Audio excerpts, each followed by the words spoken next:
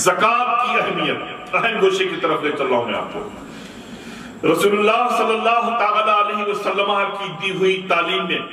نماز کے ساتھ ساتھ جو فریضہ سب سے اہم معلوم ہوتا ہے وہ ہے زکات۔ نماز اور زکات کا باہم مربوط ہونا اس بات کو واضح کرتا ہے کہ اسلام میں حقوق اللہ کے ساتھ حقوق العباد کا بھی یکساں خیال رکھا گیا ہے۔ قرآن مجید میں 32 مرتبہ، ایک دو مرتبہ نہیں، کتنی 32 مرتبہ 32 ٹائم 32 مرتبہ صراحتاً لفظ زکات آیا ہے، اور زکات دینے والوں کی تعریف و توصیف اور نہ دینے والوں کی مذمت اور انہیں عذاب کی سخت عذاب کی وعید ان کے لیے آئی ہے۔ احادیث میں بھی نماز کے بعد زکات کا ذکر ہے۔ عزیزو احباب، متوسلین پنجتن پاک کی عاشق کو توجہ چاہتا ہوں۔ 5 ہجری میں وفد عبد القیس نے بارگاہ نبی میں حاضر ہو کر جب اسلام کی تعلیمات دریافت کی، آقا کریم صلی اللہ تعالی علیہ وسلم سے اسلام کی تعلیمات سیکھی، تو آپ نے اعمال میں سب سے پہلے نماز اور پھر زکات کا ذکر فرمایا۔ 9 ہجری میں جب رسول اللہ صلی اللہ تعالی وسلم نے حضرت معاذ ابن جبل رضی اللہ تعالیٰ کو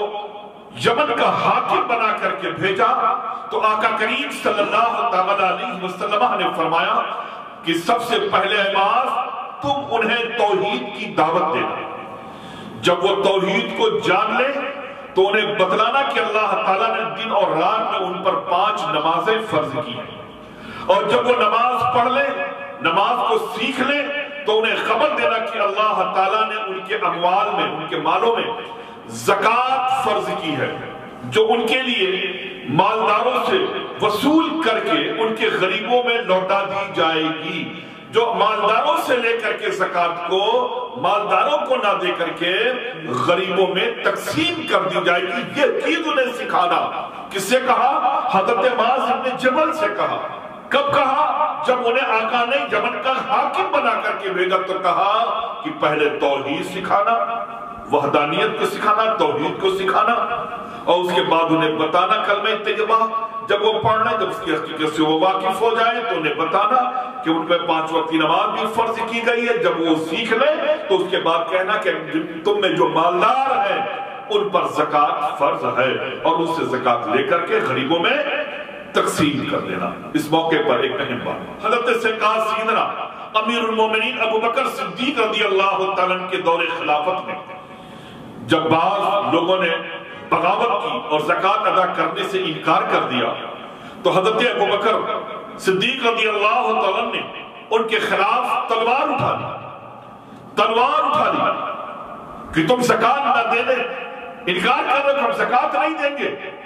تلوار اٹھائی، ہم تمہیں قتل کر دیں گے۔ تو حضرت سیدنا عمر نے کہا، رسول اللہ صلی اللہ علیہ وسلم نے فرمایا تھا کہ جب تک لوگ اللہ کو ایک نہ مان لیں، مجھے اس سے قتال کا حکم دیا گیا ہے، اور جو اللہ کو مان لے اس کی جان اور خون محفوظ ہے، اس کا معاملہ اللہ تعالیٰ کے ہاتھ میں ہے۔ حضرت ابو بکر نے فرمایا، با خدا جو نماز و زکات میں فرق کرے گا میں اس سے جنگ کروں گا، کیونکہ زکات مال کا حق ہے۔ بخدا جو رسول اللہ صلی اللہ تعالی وسلم کے زمانے میں ایک بھیڑ کا بچہ بھی دیتا تھا، وہ اسے دینا پڑے گا، اور اگر وہ دینے سے انکار کرے گا تو میں اس سے جنگ و جدال کروں گا، میں اس پر سختی کروں گا، اور اس کو اس بات پر آمادہ کروں گا کہ تمہیں زکات دینا ہی پڑے گا۔ میں کسی قسم کی کوئی مروت اس کے ساتھ نہیں کروں گا۔